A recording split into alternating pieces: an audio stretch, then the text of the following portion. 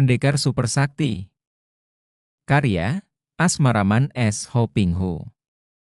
Anak laki-laki berusia kurang lebih 10 tahun itu mengintai dari kaca jendela dengan muka marah. Mata merah dan gigi berkerut saking marah dan sedihnya menyaksikan keadaan di ruangan dalam rumah gedung ayahnya. Ruangan itu luas dan terang benderang, suara tetabuhan musik terdengar riuh di samping gelak tawa 7 orang pembesar mancu yang sedang dijamu oleh ayahnya. Dari luar jendela, ia tidak dapat menangkap suara percakapan yang diselingi tawa itu karena amat bising bercampur suara musik. Akan tetapi anak ini menjadi marah dan sedih menyaksikan sikap ayahnya terhadap para tamu pembesar itu. Ayahnya bicara sambil membungkuk-bungkuk. Muka ayahnya yang biasanya bengis terhadap para pelayan dan angkuh terhadap orang lain, kini menjadi manis berlebih-lebihan. Tersenyum-senyum dan mengangguk-angguk, bahkan dengan kedua tangan sendiri melayani seorang pembesar yang berewok tinggi besar, menuangkan arak sambil membungkuk-bungkuk. Ayahnya yang dipanggil ke kanan kiri oleh para pembesar menjadi gugup dan kakinya tersandung kaki meja. Guci arak yang dipegangnya miring. Isinya tertumpah dan sedikit arak menyiram celana dan sepatu seorang pembesar lain yang bermuka kuning. Anak itu dari luar jendela melihat betapa pembesar ini memelototkan mata. Mulutnya membentak-bentak dan tangannya menuding-nuding ke arah sepatu dan celananya. Ayahnya cepat berlutut dan menggunakan ujung bajunya menyusuti sepatu dan celana itu sambil mengangguk-angguk dan bersoja seperti seekor ayam makan padi. Tak terasa lagi air mata mengalir keluar dari sepasang mata anak laki-laki itu, membasahi kedua pipinya dan ia mengepalkan kedua tangannya. Ia marah dan sedih, dan terutama sekali, ia malu. Ia malu sekali menyaksikan sikap ayahnya. Mengapa ayahnya sampai begitu merendahkan diri? Bukankah ayahnya terkenal sebagai si Wangwei, hartawan si, yang amat kaya raya dan disegani semua orang, bukan hanya karena kaya rayanya, melainkan juga karena ia terkenal pula dengan nama si Xiucai, orang terpelajar si. Ayahnya hafal akan isi kitab-kitab, bahkan dia sendiri telah dididik oleh ayahnya itu menghafal dan menelaah isi kitab-kitab kebudayaan dan kitab-kitab filsafat.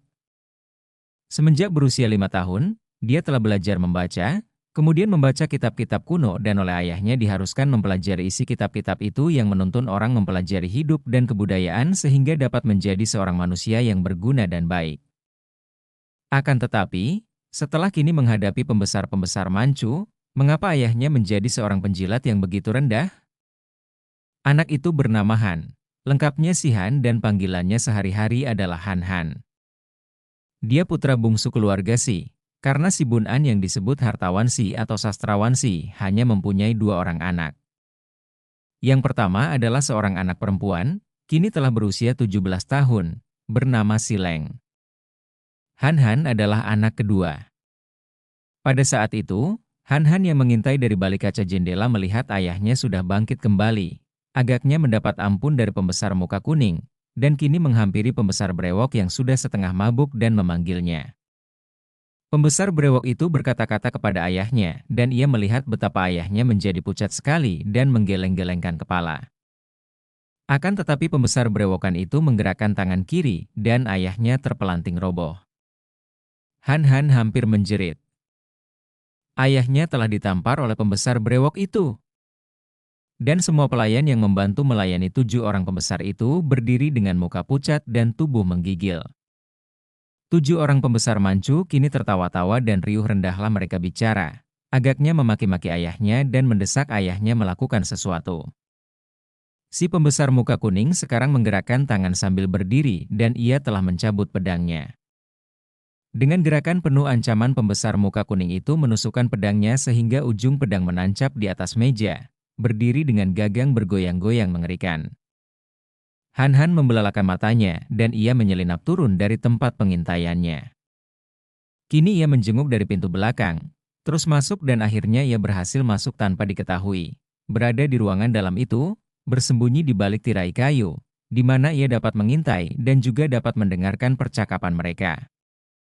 Si Bun An, ia terdengar pembesar brewok membentak sambil menundingkan telunjuknya kepada sastrawan itu yang sudah berlutut dengan tubuh menggigil dan muka pucat. Ya, apakah engkau masih berani membantah dan tidak memenuhi perintah kami? Suaranya terdengar lucu karena kaku dan pelau ketika bicara dalam bahasa Han. Kau kira kami ini orang-orang macam apa? Kami bukan serdadu-serdadu biasa, tahu? Apa artinya penyanyi-penyanyi dan pelacur-pelacur ini? Si muka kuning menunjuk ke arah para wanita sewaan yang memang disediakan di situ untuk melayani dan menghibur mereka. Kami adalah pembesar-pembesar militer dan sudah baik kalau kami tidak menghancurkan rumahmu. Hayo keluarkan istri dan putrimu. Hahaha. Aku mendengar Nyonya Si dan putrinya amat cantik manis, berkata seorang pembesar lain yang perutnya gendut tapi kepalanya kecil. Suruh mereka melayani kami, baru kami percaya bahwa engkau benar-benar tunduk dan taat kepada pemerintah baru, bangsa Manchu yang jaya, dikata pula seorang pembesar lain yang kurus kering. Tapi, suara ayahnya sukar terdengar karena menggigil dan perlahan, kepalanya digeleng-geleng, kedua tangannya diangkat ke atas. Hal itu tidak mungkin, ampunkan kami, tak izin. Melihat ayahnya meratap seperti itu, air mata Han Han makin deras keluar membasahi pipinya. Bukan hanya sedih karena kasihan, melainkan terutama sekali karena malu dan kecewa. Ia tahu banyak keluarga di kota itu yang pergi mengungsi sebelum kota itu terjatuh ke tangan bangsa Manchu, mengungsi dan meninggalkan rumah serta hartanya. Akan tetapi ayahnya tidak mau meninggalkan kota. Rupanya sayang kepada hartanya dan percaya bahwa kalau ia bersikap baik dan suka menyuap kepada bangsa Manchu, ia akan dapat hidup aman di situ. Kau membantah? Kalau begitu kau memberontak terhadap kami, ya? Hukumannya penggal kepala. Si perwira muka kuning bangkit dari kursinya, mencabut pedang yang menancap di atas meja dan mengangkat pedang itu, siap memenggal kepala si Bun An yang masih berlutut. Semua pelayan yang hadir, termasuk penabuh musik dan wanita-wanita sewaan menjadi pucat dan mendekap mulut sendiri agar tidak menjerit. Han Han dari balik tirai memandang dengan mata melotot. Tahan! Terdengar jerit dari dalam dan muncullah si Hujin. Nyonya Si berlari dari dalam. Mohon para taijin yang mulia sudi mengampuni suami hamba. Biarlah hamba melayani taijin. 7 orang perwira Manchu itu menoleh dan berserilah wajah mereka. Perwira muka kuning menyeringai dan menyarungkan kembali pedangnya, kemudian sekali tangan kirinya bergerak, ia telah menyambar pinggang Nyonya Si dan dipeluk, terus dipangkunya sambil tertawa-tawa.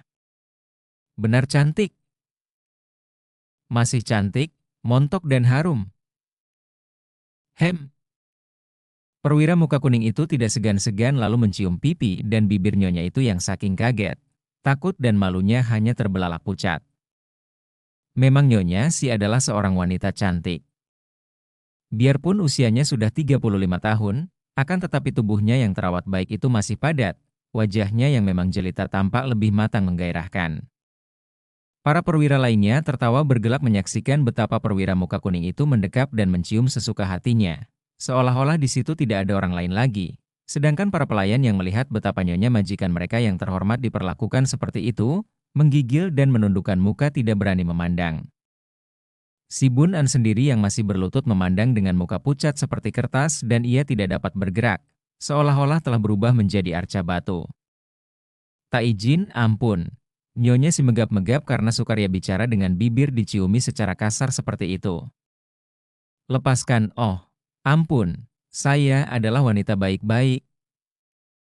Sebagai jawaban, perwira muka kuning itu tertawa dan mencubit dagunya yang halus. Karena wanita baik-baik, aku suka padamu, manis. Hayo kau minum arak ini untuk menyambut aku. Hahaha. Perwira itu menyambar cawan araknya yang masih penuh, lalu memaksa Nyonya itu minum. Nyonya Si hendak menolak, akan tetapi dipaksa sehingga sebagian arak memasuki mulut, sebagian tumpah mengenai pakaiannya. Arak merah itu membuat pakaiannya yang putih seperti terkena darah. Han Han menggigil seluruh tubuhnya, jantungnya berdebar dan ia mengepal tinju dengan air mata bercucuran. Ia hendak melompat maju menolong ibunya, akan tetapi pada saat itu ia tertarik oleh tingkah perwira brewok yang meloncat berdiri. Gerakannya amat gesit sehingga amat janggal bagi tubuhnya yang tinggi besar dan perutnya yang seperti gentong gandum. Hahaha, kalau ibunya matang dan denok seperti ini, tentu putrinya ranum dan segar. Cocok untukku. Biar ku jemput dia. Sambil berkata demikian perwira brewok itu sambil tertawa-tawa melangkah masuk melalui pintu dalam. Hahaha, baik sekali. Jemput dia, sorak perwira lain. Oh, nyonya si Meronta. Akan tetapi perwira muka kuning mempererat pelukannya dan membungkam mulutnya dengan ciuman kasar. Han menggigil di tempatnya. Kakinya seperti terpaku dan dengan penuh perasaan jijik ia melihat betapa ayahnya kini berlutut sambil menangis. Alangkah lemahnya ayahnya itu. Mengapa ayahnya diam saja? Mengapa tidak lari mengejar perwira brewok atau menyerang perwira muka kuning? Mati bukan apa-apa untuk membela kebenaran. Bukankah demikian pelajaran dalam kitab? Dalam kitab tentang kegagahan seorang Eng Hyong disebut bahwa 1000 kali lebih berharga mati sebagai seorang terhormat daripada hidup sebagai seekor anjing penjilat. Dan ayahnya ternyata memilih hidup seperti anjing penjilat. Bukankah peribahasa mengatakan bahwa harimau mati meninggalkan kulit, manusia mati meninggalkan nama? Kulit harimau berharga, nama pun harus berharga. Akan tetapi ayahnya memilih hidup sebagai tikus yang tidak ada harganya sama sekali. Terdengar jerit mengerikan dan tak lama kemudian perwira brewok itu telah muncul kembali sambil memondong seorang gadis yang meronta-ronta dan merintih-rintih. Gadis yang cantik sekali, tubuhnya seperti batang pohon yang liu. Rambutnya panjang hitam dan kulitnya putih seperti susu baru diperas. Perwira brewok itu melangkah lebar, kemudian duduk kembali di tempatnya sambil memangku sileng dan menciumi muka yang halus putih kemerahan itu dengan mukanya sendiri yang kasar dan penuh cambang bau sehingga seakan-akan muka yang halus itu disikat oleh sikat yang kasar dan kaku. Sileng yang hendak menjerit tak dapat mengeluarkan suara karena mulutnya tertutup oleh mulut si perwira brewok yang lebar. Tiba-tiba terdengar teriakan serak dan melompatlah si Bun An yang tadinya berlutut. Bangga hati Han melihat betapa ayahnya kini menjadi seekor harimau, meloncat bangun dan sambil berteriak menerjang maju hendak memukul si perwira brewok. Akan tetapi kebanggaan hati Han berubah menjadi kecemasan ketika si brewok itu menyambut tubuh ayahnya dengan sebuah hantaman tangan kiri yang tepat mengenai dada ayahnya. Duk! Tubuh si Bun An terlempar ke belakang dan mulutnya muntahkan darah segar. Hartawan ini sejak kecilnya hanya tekun mempelajari sastra, sama sekali tidak pandai ilmu silat, maka tentu saja sekali terkena pukulan berat perwira brewok itu, ia terluka dalam dan muntah darah. Namun, si Bun An benar-benar telah menjadi seekor harimau marah. Kemarahan dan sakit hati membuat ia seperti tidak merasakan nyeri akibat pukulan itu. Sambil berteriak, ia maju lagi. Karena ketika dia terlempar, ia jatuh ke dekat tempat duduk perwira muka kuning yang masih menciumi istrinya dan meremas-remas serta meraba-raba tubuh wanita yang ketakutan itu. Kini si Bun An menyerang perwira muka kuning. Akan tetapi perwira muka kuning itu sudah mencabut pedangnya, menusuk ke depan dan bles, pedang itu menembus perut si Bun An sampai ke punggung. Tubuh si Bun An menegang kaku, matanya terbelalak, dan ketika pedang dicabut, ia mendekap perutnya lalu terpelanting roboh, berkelojotan dan tak bergerak lagi. Lantai di bawahnya merah oleh genangan darahnya yang masih mengucur keluar dari perut dan punggung. Han hampir pingsan menyaksikan semua ini. Ia melihat betapa ibunya dan cicinya menjerit dan meronta-ronta, namun perwira brewok dan perwira muka kuning sambil tertawa-tawa telah memondong tubuh mereka. Bangun berdiri dan si brewok berkata dengan suara memerintah kepada 5 orang perwira lain yang masih duduk. Rumah ini boleh dibersihkan, suruh anak buah masuk membantu. Setelah berkata demikian, si brewok memondong tubuh si Leng masuk ke dalam ruangan belakang, diikuti oleh si muka kuning yang memondong nyonya si. 2 orang wanita ini menjerit-jerit, akan tetapi segera dibungkam oleh ciuman-ciuman. Adapun 5 orang perwira itu bersorak dan berpestalah mereka. Pesta yang amat liar karena sambil berteriak memanggil pasukan yang menjaga di luar, mereka ini meraih para wanita sewaan dan berpesta mabuk-mabukan. Mayat si Bun An masih menggeletak di situ, tidak ada yang berani merawatnya. Dengan tubuh menggigil saking marah dan dukanya, Han menyelinap ke belakang dan memasuki rumah melalui pintu belakang. Ia sudah mengambil keputusan nekat untuk mati bersama ayah dan ibunya. Ia harus menolong ibunya, menolong cicinya. Tanpa mengenal takut lagi anak ini berlari-lari menuju ke kamar ibunya. Akan tetapi sebelum ia memasuki kamar ibunya yang sunyi saja, tiba-tiba ia mendengar jerit cicinya di kamar sebelah, yaitu kamar cicinya. Cepat ia mendorong pintu kamar itu, dan apa yang disaksikannya membuat darahnya mendidih.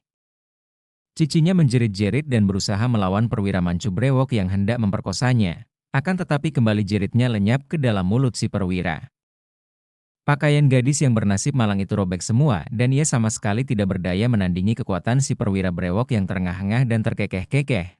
Agaknya makin hebat nona itu meronta dan melawan, makin senanglah hatinya. Dalam pandangan Han, ia seolah-olah melihat seekor kucing besar yang mempermainkan seekor tikus kecil sebelum ditelannya. Ia sudah melangkah maju dengan tangan terkepal, hendak nekat menubruk dan memukul punggung si brewok ketika tiba-tiba terdengar suara ibunya. "Lengji, anak Leng, anakku." Suara ini terdengarnya demikian memilukan sehingga Han mengurungkan niatnya menolong cicinya, atau terlupa karena seluruh perhatiannya kini tertuju kepada ibunya. Agaknya Nyonya Si yang sudah hampir pingsan karena teringat kepada suaminya, dan kini pun tidak berdaya menghadapi rangsangan si perwira muka kuning. Timbul kekuatannya ketika mendengar jerit si Leng, kemudian meronta sambil memanggil anaknya. Ia berhasil melepaskan diri daripada cengkeraman kedua tangan perwira muka kuning. Dengan pakaian hampir telanjang ia lari ke pintu. Namun sekali melompat, perwira muka kuning telah menangkapnya kembali dan melemparkannya ke atas pembaringan sambil tertawa. "Hehe, biarkanlah putrimu sedang bersenang-senang dengan kawanku. Mari kini bersenang-senang di sini, manis." Hehehe. Kembali ia menubruk nyonya itu. Pada saat itulah Han mendorong pintu kamar ibunya dan meloncat masuk. Melihat keadaan ibunya, ia berteriak nyaring dan menerjang maju, memukuli punggung perwira muka kuning, menjambak rambutnya, membetot-betotnya agar melepaskan ibunya. "Eh, bocah setan! Mau apa kau?" Perwira itu menoleh, tanpa menghentikan usahanya menggelut Nyonya Si. Han, pergilah! Pergilah jauh-jauh dari sini." Nyonya Si bergerak dan membelalakan mata melihat puteranya. "Ibu." Anakmu, ya? Mengganggu saja." Si perwira muka kuning meloncat, menjambak rambut Han sehingga tubuh anak itu tergantung. Akan tetapi Han tidak takut, malah melotot dan kedua tangannya berusaha memukul. Perwira itu lalu menampari mukanya. Plak plak plak. Berkali-kali sampai muka itu menjadi matang biru dan membengkak, mulutnya mengeluarkan darah. Namun anak itu masih memandang dengan mata melotot penuh kebencian kepada perwira muka kuning. Han, Nyonya Si menjerit. Perwira itu membanting tubuh Han ke atas lantai, suaranya berdebuk dan tubuh anak itu rebah miring. Akan tetapi Han masih bergerak hendak bangun. Sebuah tendangan mengenai tengkuknya, membuat kepalanya nanar dan berkunang. Lalu kembali kaki perwira itu menendang, keras sekali mengenai dadanya. Tubuh anak itu terlempar membentur dinding. Kepalanya terbanting pada dinding, napasnya sesak dan anak itu roboh tak sadarkan diri. Mukanya membengkak dan matang biru sehingga matanya tidak tampak, mulutnya mengeluarkan darah, demikian pula hidungnya. Han. Namun jerit Nyonya Si ini lenyap dalam suara gaduh di seluruh rumah itu, di mana para serdadu mancu mulai merampoki barang-barang berharga, dan lapat-lapat terdengar jerit tertahan si Leng diselingi suara ketawa yang parau dari perwira brewok dan suara kekeh menjijikan dari perwira muka kuning. Malam yang amat mengerikan. Malam terkutuk bagi keluarga Si. Malam jahanam di mana terjadi perbuatan-perbuatan terkutuk yang sudah terlampau sering terjadi di dalam zaman perang. Pembunuh-pembunuhan, perkosaan, perampokan. Perbuatan-perbuatan yang tidak sepatutnya dilakukan manusia-manusia beradab. Malam penuh noda, darah membanjir dan iblis tertawa gembira karena malam-malam jahanam seperti itu adalah malam-malam kemenangan baginya. Han tersadar di tengah-tengah suara hiruk-pikuk. Ia segera teringat dan cepat bangkit. Akan tetapi ia mengeluh, kepalanya nyeri bukan main, berdenyut-denyut keras, Cute Mute rasanya seperti akan pecah, dadanya pun nyeri dan napasnya sesak. Ia tentu akan roboh kembali kalau saja tidak melihat ibunya. Ibunya menggeletak di lantai tidak berpakaian lagi. Tubuhnya yang berkulit putih itu berlepotan darah dan darah tergenang di bawahnya, mengalir ke bagian yang rendah dari lantai kamar itu. Leher ibunya terluka besar sekali, hampir putus sehingga kepala itu letaknya terlalu miring dan tampak aneh. Ibu. Han belum sadar betul akan keadaan ibunya, terhuyung-huyung menghampiri dan hendak mengangkat tubuh ibunya. Akan tetapi matanya terbelalak memandang leher yang hampir putus, mata yang terbuka, mata yang tidak bersinar lagi. Oh oh, ibu! Han menjerit dan tergelimpang roboh di dekat mayat ibunya, pingsan kembali.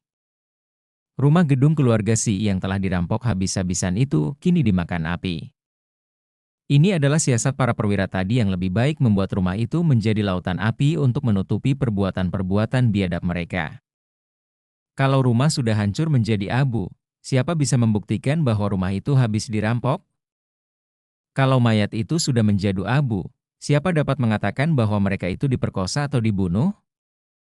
Tidak ada seorang pun tetangga yang berani muncul. Mereka sendiri masih merasa untung terlewat oleh bencana yang ditimbulkan oleh serdadu-serdadu Manchu itu. Pada setiap negara yang dilanda perang, terbuktilah bahwa segala sesuatu yang tadinya dianggap menguntungkan dan menyenangkan bahkan dapat menjadi sebab-sebab malapetaka.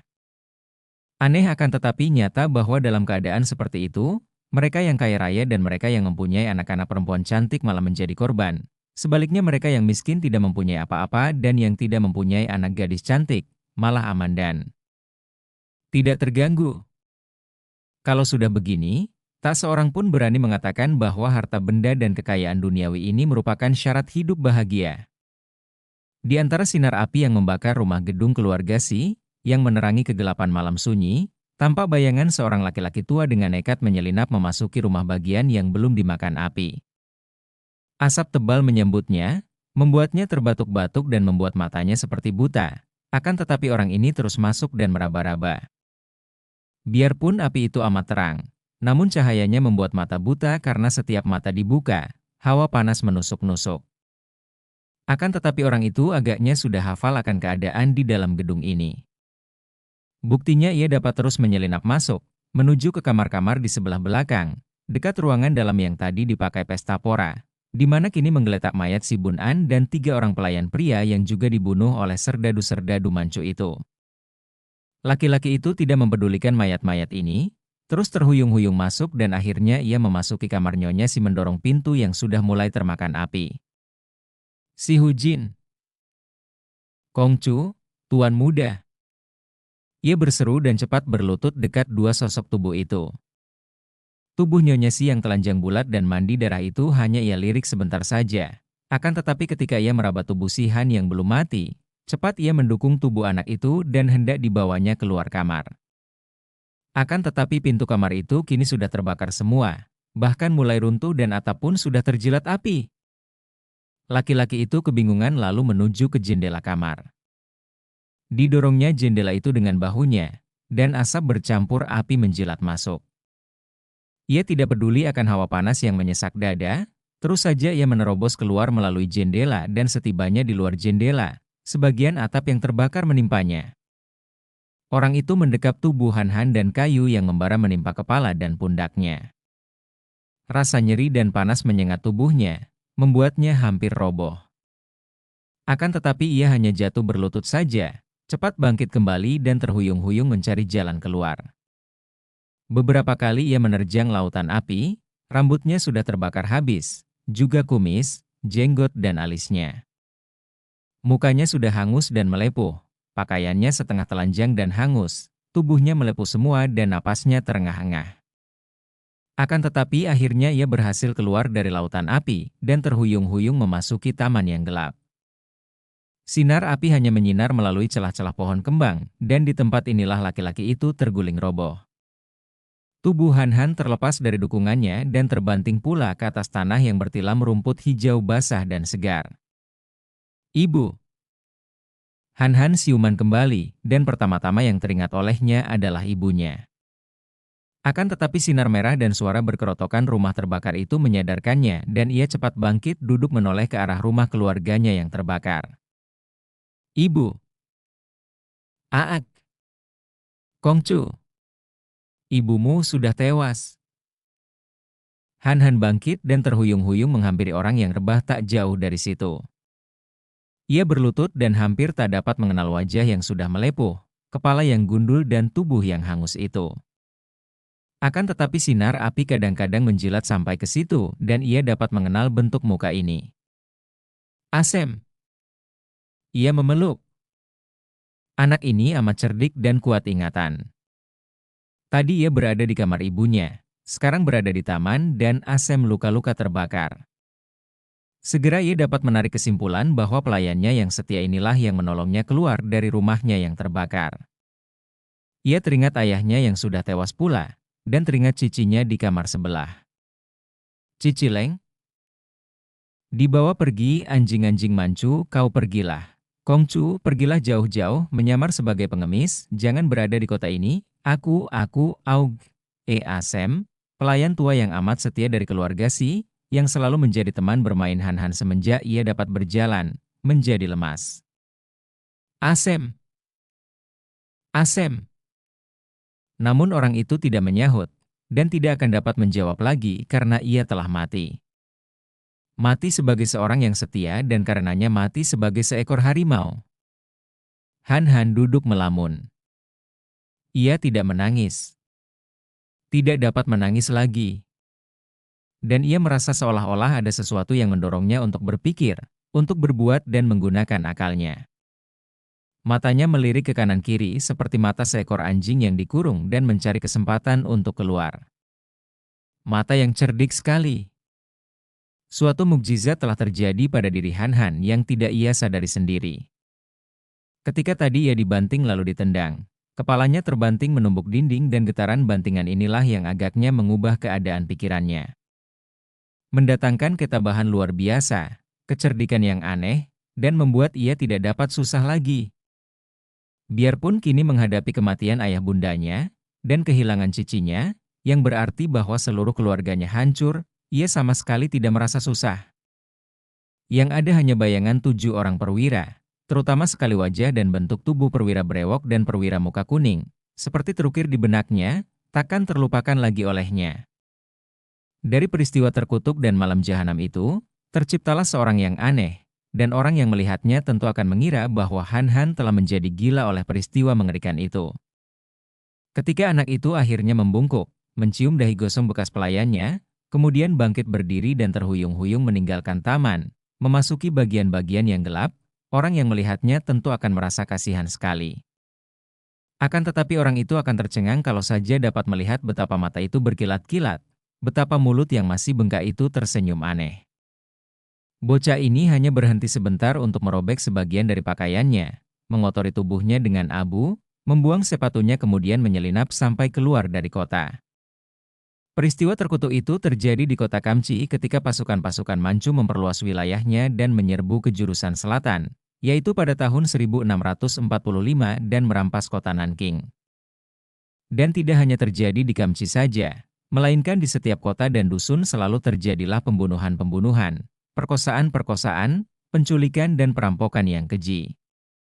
Memang demikianlah sifat kekejian yang ditimbulkan oleh perang, di bagian mana saja di dunia ini, semenjak masa dahulu sampai sekarang.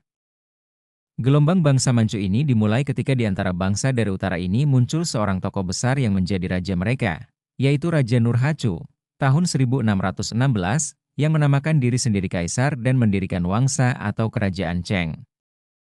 Di bawah bimbingan Kaisar Nurhacu yang kebesarannya menyamai Raja Mongol Genghis Khan yang tersohor itu, mulailah bangsa Manchu membuka dan mengembangkan sayapnya, menaklukkan gerombolan-gerombolan dan suku-suku bangsa yang dipimpin raja-raja kecil sehingga dalam beberapa tahun saja berhasil menguasai seluruh Manchuria. Melihat kekuasaan dan kekuatan bangsa Manchu, bangsa Mongol yang sudah lama kehilangan kekuasaannya setelah pemerintahan Goan hancur, menjadi tertarik dan menggabungkan diri dengan bangsa Manchu. Persekutuan ini amat kuat dan barisan gabungan ini menyerbu dan menundukkan Korea dalam tahun 1637. Kemudian pasukan Manchu yang diperkuat dengan pasukan Mongol dan pasukan taklukan dari Korea, di bawah pimpinan Kaisar Abahai yang menggantikan Kaisar Nurhacu, 1626-1646, menyerbu terus ke Shantung, berhasil menundukkan provinsi ini dan menghancurkan bala tentara Beng, lalu terus menyerbu ke arah ibu kotanya, yaitu Peking. Namun penyerbuan ini tertunda karena Kaisar Abahai meninggal. Karena putra mahkota masih sangat muda, maka kekuasaan dipegang oleh Pangeran Dorgan, saudara mendiang Kaisar Abahai. Pangeran Dorgan adalah seorang ahli perang yang ulung. Ia mengerti bahwa di dalam pemerintah Beng sendiri terjadi pemberontakan-pemberontakan, dan Peking telah terjatuh ke tangan pemberontak Lai Chuseng yang menyerbu dari selatan. Dengan cerdik Pangeran Dorgan menghubungi Bu Sem Kui, panglima yang menjaga tapal batas utara, dan bersama Panglima Beng yang berkhianat ini menyerbulah bala tentara Manchu ke Peking dan berhasil mengalahkan barisan pemberontak Lai Chuseng. Lai Chuseng sendiri melarikan dari Peking setelah merampok kota indah itu habis-habisan. Akhirnya Bu Sem Kui sadar bahwa ia telah memasukkan serigala ke tanah airnya, maka ia merasa menyesal dan membawa bala tentaranya mengungsi ke barat daya yaitu ke Sichuan di mana ia memperkuat kedudukannya dan menjadi raja yang berdaulat di situ, jauh dari kekuasaan dan pengaruh pemerintah Manchu yaitu Kerajaan Chengtiao. Pangeran Dorgan melanjutkan penyerbuannya ke selatan dan di bawah pimpinan pangeran inilah bala tentara Manchu berhasil terus menduduki Nanking dan wilayah bagian selatan. Pangeran Dorgan yang amat cerdik itu pandai mengambil hati para pembesar dan hartawan di selatan, mengumumkan tidak akan mengganggu mereka asal mereka suka bekerja sama. Tentu saja ada terjadi kekecualian, yaitu mereka yang tidak mau bekerja sama tentu dirampok habis dan dibasmi keluarganya. Ada pula terjadi hal-hal seperti yang menimpa keluarga si Dikamci itu, dan pelaporan ke atas tentu berbunyi sama, yaitu bahwa keluarga itu tidak mau bekerja sama sehingga terpaksa dibasmi.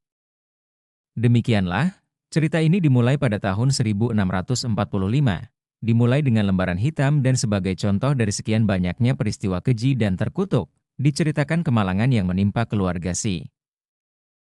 Beberapa bulan kemudian setelah terjadinya peristiwa terkutuk di Kamci itu, tampak seorang anak laki-laki berpakaian penuh tambalan berjalan seorang diri memasuki kota Tiongkuan di lembah sungai Huangho.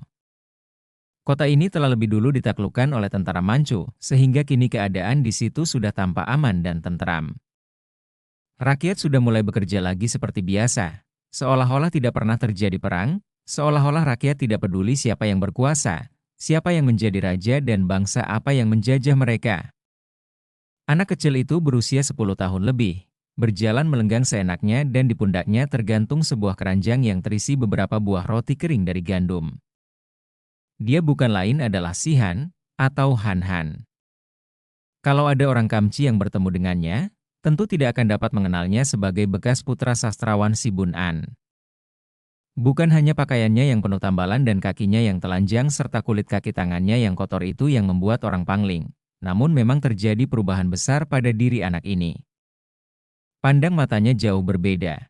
Pandang mata yang amat tajam dan manik mata itu seolah-olah mengeluarkan sinar yang menembus dada orang.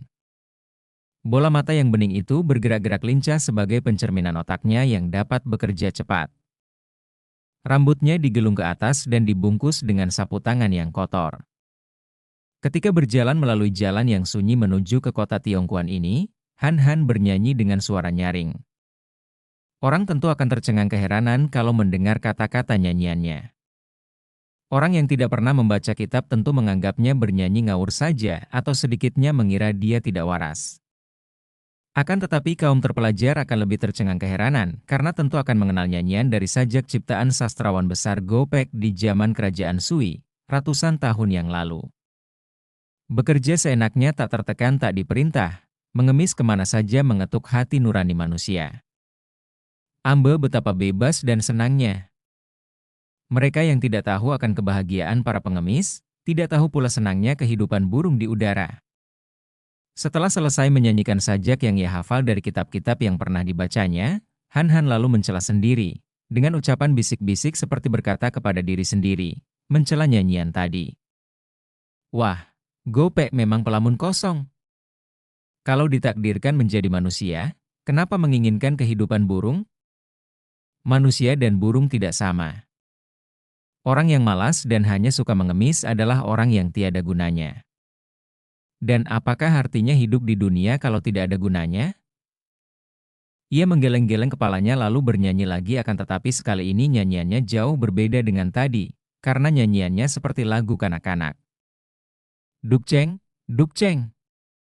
Warna hitam tampak putih, bau busuk disangka wangi. Suara brengsek terdengar merdu, rasa pahit katanya manis. Dukceng, dukceng.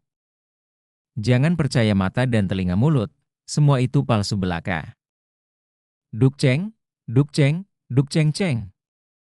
Terdengarnya saja nyanyian ini seperti nyanyian kanak-kanak. Suara dukceng itu adalah suaranya tambur dan gembreng. Akan tetapi sesungguhnya, nyanyian ini adalah nyanyian kaum agama Tu dan mempunyai arti yang amat dalam. Nyanyian yang menyindirkan betapa manusia dikuasai oleh panca inderanya, betapa manusia selalu menurutkan perasaannya. Betapa tepatnya nyanyian kanak-kanak ini karena setiap hari pun sampai sekarang dapat kita lihat, dagelan, lawak, macam itu. Betapa banyaknya orang melihat hal hitam sebagai putih sehingga yang benar disalahkan, yang salah dibenarkan. Betapa yang busuk-busuk dapat ditutup dengan harta sehingga tercium wangi. Suara-suara yang menyesatkan dianggap merdu kalau suara itu menguntungkannya, dan masih banyak kenyataan-kenyataan lain. Semua itu dikenal Han Han dari kitab-kitabnya.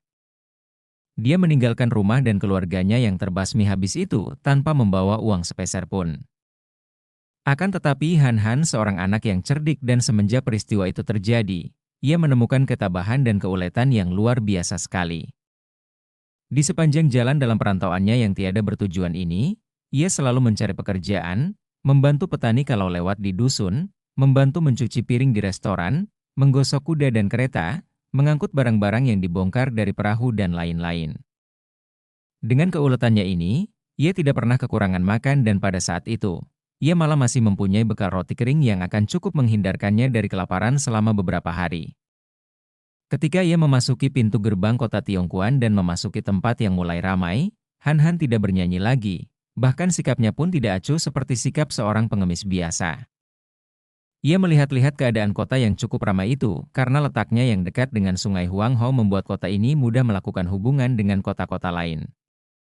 Akan tetapi ada hal yang membuat Han Han diam-diam termenung dan prihatin, yaitu banyaknya pengemis di kota ini. Bukan pengemis-pengemis biasa yang terdiri dari orang-orang tua yang sudah tidak kuat bekerja dan tidak mempunyai keluarga yang menyokongnya, melainkan pengemis-pengemis cilik yang terdiri dari anak-anak sebaya dengan dia sendiri.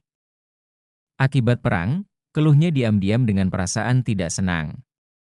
Anak-anak yang sudah kehilangan orang tua dan keluarga, atau anak-anak yang orang tuanya demikian miskin sehingga mereka ini terlantar dan mencari makan dengan jalan mengemis.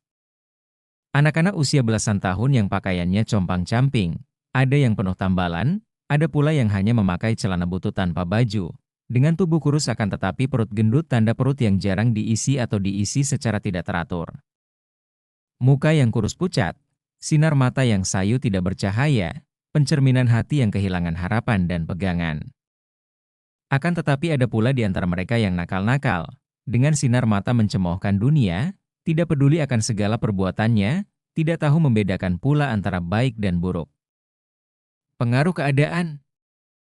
Tiba-tiba sebatang kayu bercabang menodongnya. Han Han mengangkat muka, sadar dari lamunan dan melihat bahwa yang menodongnya adalah seorang anak laki-laki sebaya dengan dia, akan tetapi tubuhnya amat kurus sehingga tulang-tulang iga yang tidak tertutup baju itu tampak nyata. Muka yang cekung kurus itu membayangkan ketampanan, sedangkan matanya bersinar cerdik menimbulkan rasa suka di hati Han Han. Berlutut kamu. Berlutut dan tunduk kepada perwira tinggi atau kupenggal kepalamu. Engkau tentu pencuri, atau pencopet. Mata anak itu melirik ke arah keranjang yang terisi roti kering. Melihat laga anak ini seperti seorang perwira menodongkan pedang dengan angkuhnya, Han Han tertawa terbahak dengan hati geli. Hahaha. Perwira macam apa ini? Bajunya dari kulit hidup, bukan terhias bintang melainkan terhias tulang-tulang iga. Dan celananya, bukan terhias baju besi melainkan terhias tambal-tambalan. Apakah kamu ini perwira dari neraka?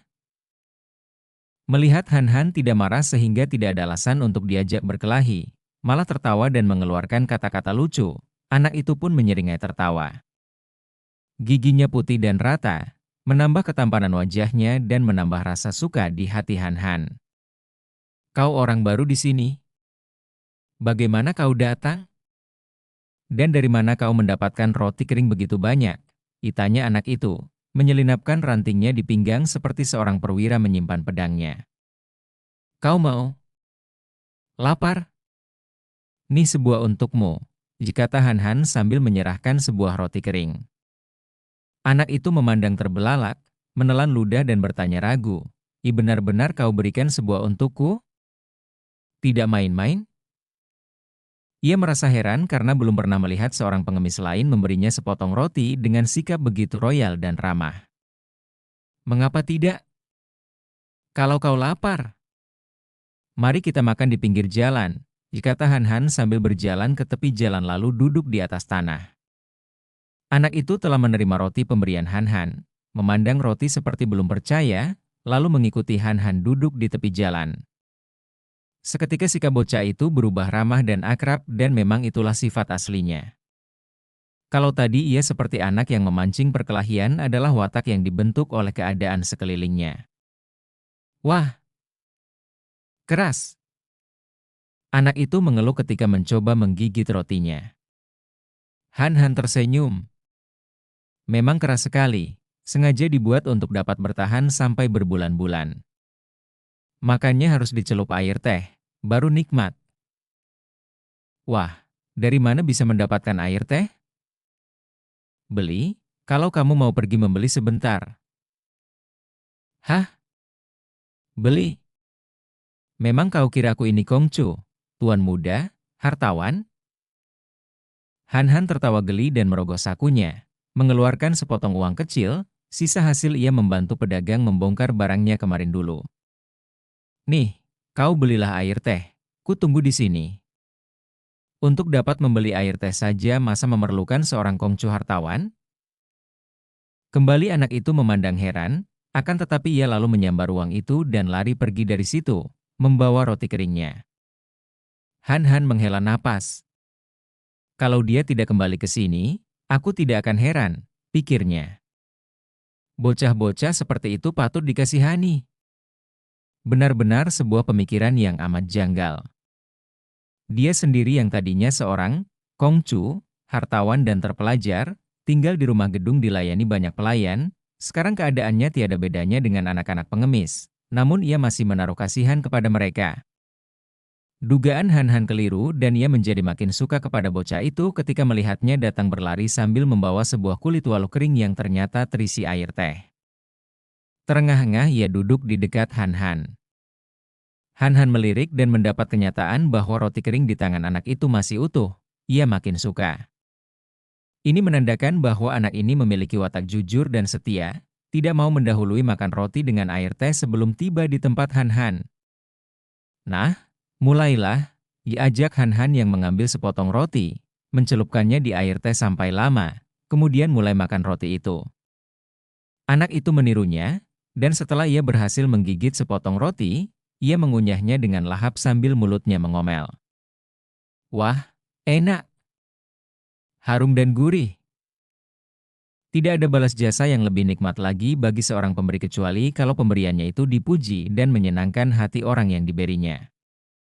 Wajah Han Han berseri dan teringatlah ia akan ujar-ujar kuno yang berbunyi, "Bahagiakanlah hati orang yang memberimu dengan menghargai pemberiannya." Bocah ini telah melakukan hal itu. Tak mungkin dia tahu akan ujar-ujar ini, tentu hanya kebetulan saja. "Siapa namamu?" tanya Han Han. "Wan Sin Kiat.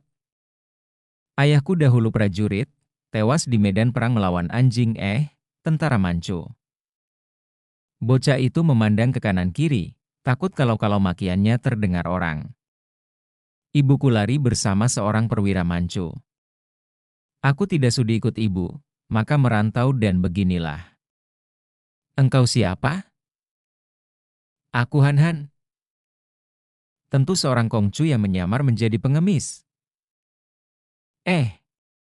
Sembarangan saja menuduh. "Aku bukan Kongcu," juga bukan pengemis. Lagak dan sikapmu seperti Kongcu. Kau patut menjadi Kongcu. Mungkin juga bukan, akan tetapi bukan pengemis? Heh, jangan berolok, kawan. Pakaianmu itu. Han Han penasaran. Biarpun pakaianku butut, aku tidak pernah mengemis. Aku makan dari hasil keringatku. Roti itu pun pemberian pedagang roti yang kubantu membongkar muatan terigu. Ah, begitukah? Sin Kiat menghela napas dan menunduk. Kalau aku pengemis tulen. Han Han merasa menyesal telah menyinggung perasaan orang tanpa disengaja. Ia memegang lengan anak itu dan berkata, engkau sampai menjadi begini akibat perang. Bukan kehendakmu, Sin Kiat. Tiba-tiba Sin Kiat berkata penuh semangat. Kalau sudah besar aku akan menjadi seorang prajurit seperti mendiang ayahku. Bahkan aku akan menanjak menjadi perwira. Kau lihat saja. Han Han tersenyum. Melihat semangat bocah ini, kelak dia tidak akan merasa heran kalau benar-benar Wan Sin Kiat menjadi seorang perwira. Nih, kau ambil lagi rotinya. Ya, ia menawarkan ketika melihat roti pertama sudah habis memasuki perut kawan baru itu. Sin Kiat mengambil sepotong lagi. Kemudian tiba-tiba seperti orang teringat akan sesuatu. Ia memegang lengan Han Han dan berkata, Han Han, apakah engkau suka membagi rotimu kepada anak-anak lain, bukan hanya kepadaku? Hah? Kalau perlu tentu saja boleh. Bagus. Engkau benar-benar anak jempol. Mari ikut aku. Sin Kiat bangkit berdiri, menarik tangan Han Han dan mengajak teman baru yang mempunyai banyak roti itu berlari memasuki kota. Mereka lewat di pasar, lalu membelok ke sebuah gedung bobrok yang tadinya terbakar, dan kini tinggal sisa dinding-dinding gosong dan kotor dan sebagian atapnya. Ketika tiba di situ, ternyata di situ terdapat dua orang anak sebaya dengannya yang juga berpakaian seperti pengemis. Bahkan ada pula seorang kakek berpakaian seperti pengemis. Kakek yang kurus kering dan rambutnya riap-riapan. Mana teman-teman yang lain? Ada rezeki datang. Sin Kiat berseru dengan wajah berseri-seri. Pergi mengemis ke pasar, dijawab seorang anak pengemis yang kepalanya gundul. Katanya ada pembesar meninjau pasar. Bodoh. Belum tentu mendapat sedekah, yang sudah pasti menerima cambukan para pengawal yang galak, jikata Sin Kiat mengomel.